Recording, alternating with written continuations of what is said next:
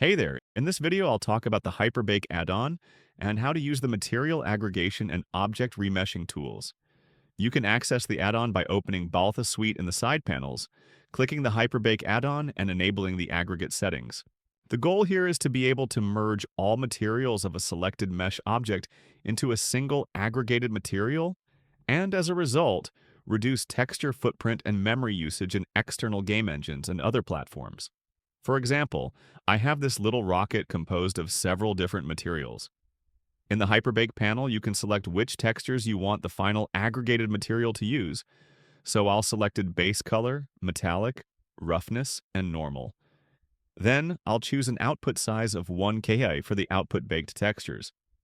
Before we proceed to aggregate, we need to make sure this object has a proper UV channel named as UV map aggregate.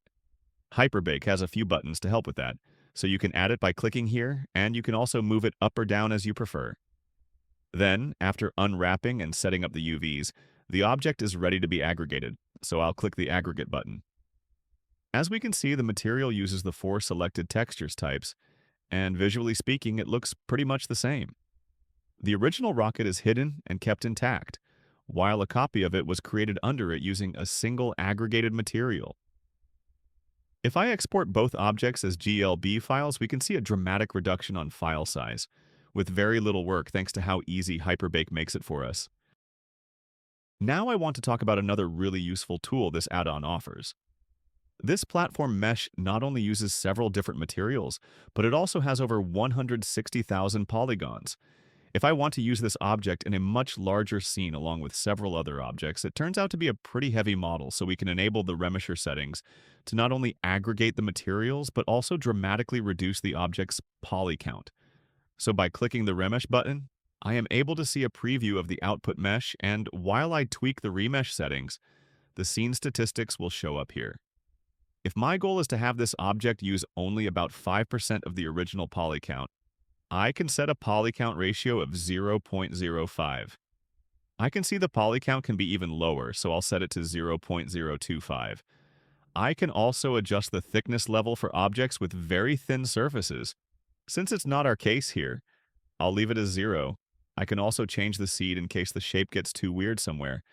And once I'm happy, I can click to apply an aggregate. Nice.